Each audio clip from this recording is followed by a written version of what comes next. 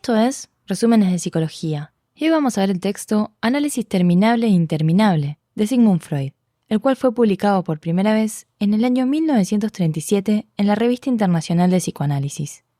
En este artículo, Freud adopta un enfoque crítico y por algunos momentos pesimista sobre la eficacia terapéutica del psicoanálisis. Su desarrollo va a consistir en tratar de responder una serie de preguntas.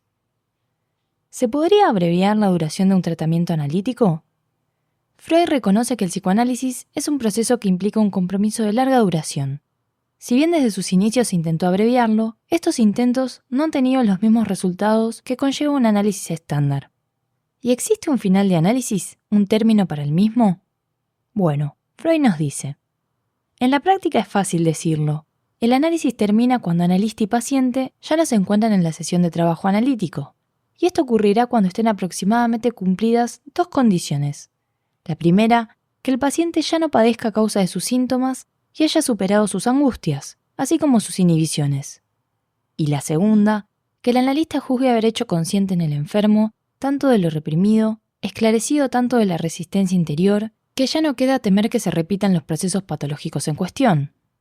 Sin embargo, plantea que una definición más ambiciosa del término consideraría alcanzar un nivel de normalidad psíquica absoluta, es decir, la capacidad de mantenerse estable en el futuro, lo cual plantea dos cuestiones. Por un lado, que la curación obtenga resultados duraderos sobre la neurosis tratada y, por otro lado, que sea posible prevenir la aparición de nuevos tipos de neurosis. Entonces, ¿es posible obtener resultados duraderos sobre una neurosis? Freud dice que la eficacia terapéutica estaría determinada por tres factores fundamentales. Primero, por el origen de la neurosis.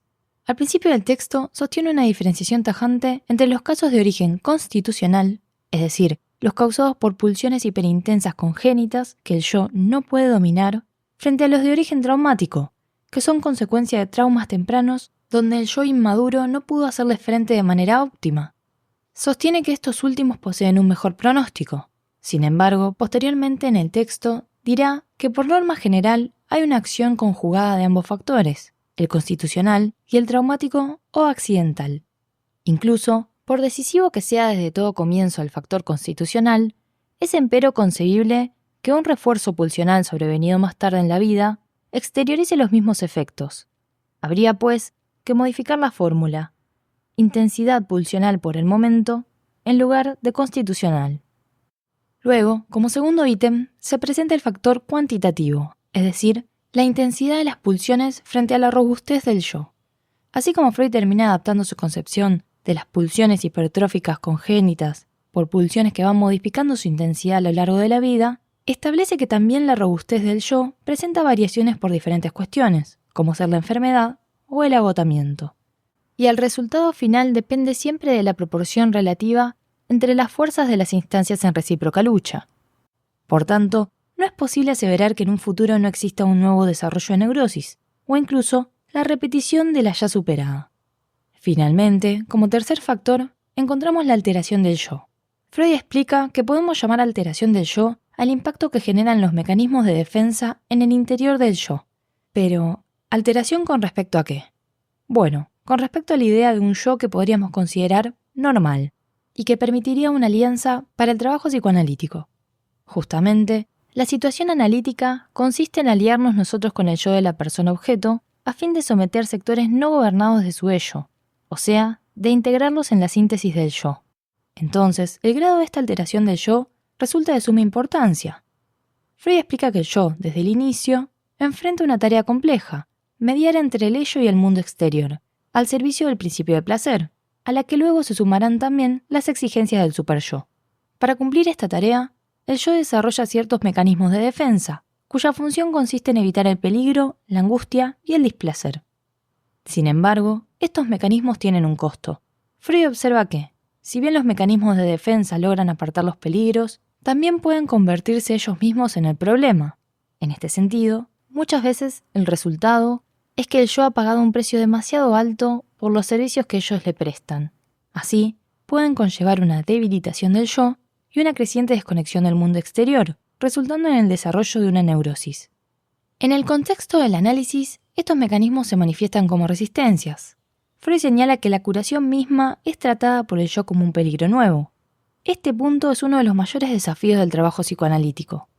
El efecto terapéutico se enlaza con hacer consciente lo reprimido en el interior del ello, gracias a las interpretaciones y construcciones que realiza el analista.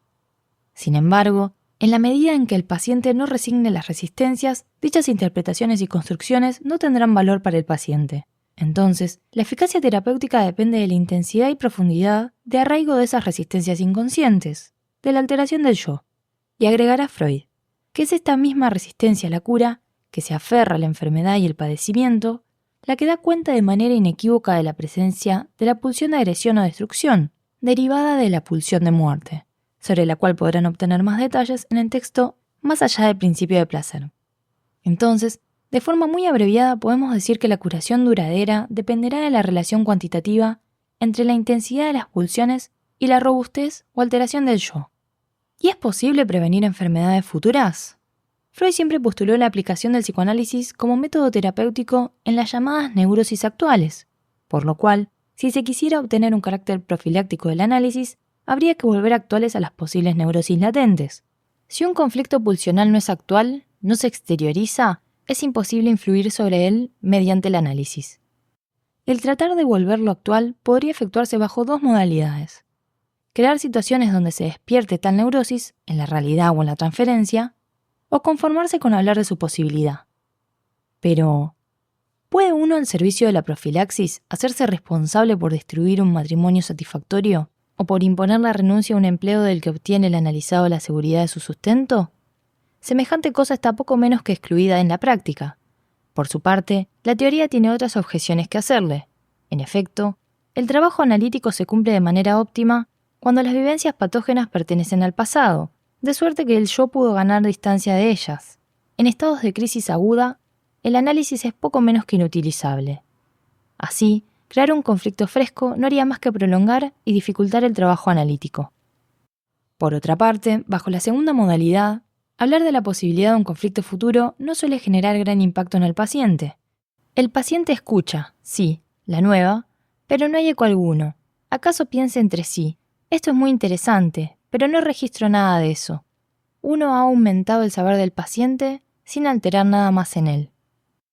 Para finalizar, Freud plantea que no solo importa el bagaje del paciente, sino las particularidades del analista.